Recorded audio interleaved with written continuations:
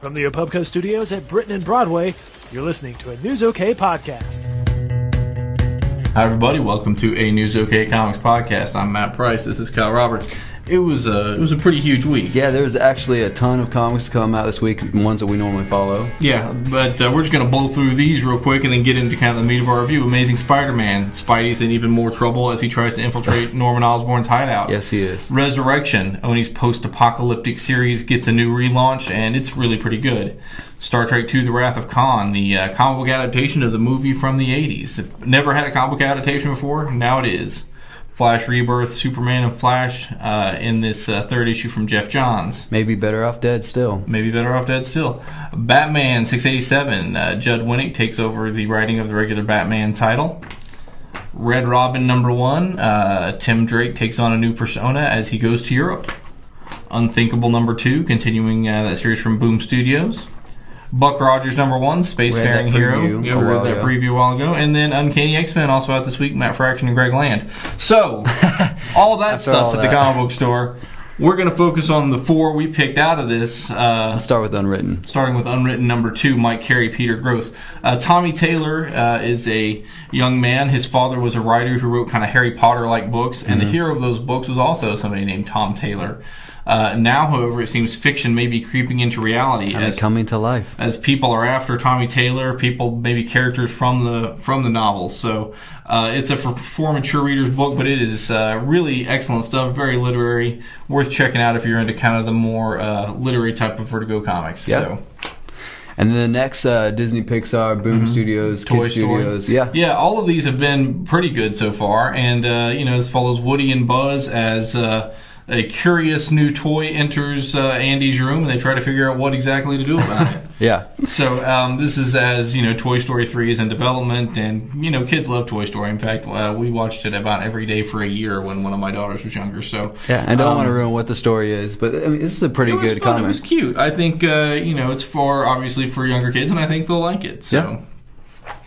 Yeah. Wolverine 74. This is the last Wolverine before they sort of relaunch with his son Dakin, Dark Wolverine, wrapping up a couple of the stories from last issue. And again, there's two stories in this. Right, and I like stories. The second one. The second one, the Spider-Man team up. Yeah, that was kind of fun. I mean, Spider-Man and Wolverine have been kind of developing a relationship since maybe New Avengers, where they've got kind of this, we get along even though we each kind of think the other one's crazy a little bit. And, for different, it was for different reasons. It was pretty fun. And then also the wrap up to the one by Tommy Lee Edwards, where a former friend of Wolverine's in a motorcycle gang has some problems with his son. So both pretty good, both pretty solid, wrapping up the storylines from #73. Yeah, I love the Spider-Man Wolverine kind of tag teams, but also they kind of are mad at each other and get frustrated. But yeah, it was funny stuff. And then this is maybe one of the weirdest as far as ideas for comics that I've ever heard of. X-Men Forever. It's by Chris Claremont, by Tom Grummett, who was a big-time artist in the 90s as well.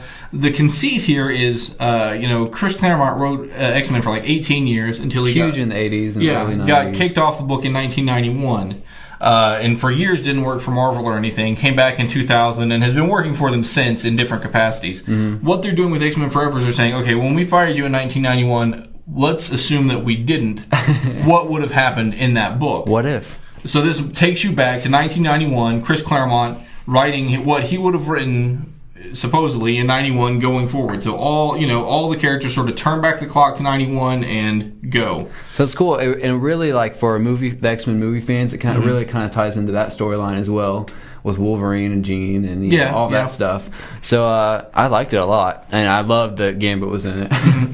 It was kind of weird for me just because, I overall enjoyed the issue, but it was sort of like, wait a minute, did I just pick this out of my, did this come out of the back issue bin? It felt a lot like a comic from 91, which I guess is kind of the point. I wonder, 1991 at this point was 18 years ago? Yeah. So you wonder if somebody, say an 18-year-old person, were to pick this up, would they just be like, what in the world? Because essentially their entire life of reading X-Men comics, this is all before that. So I don't know how it's going to play to your average fan. I think for longtime X fans, it'll be an interesting experiment. Yeah.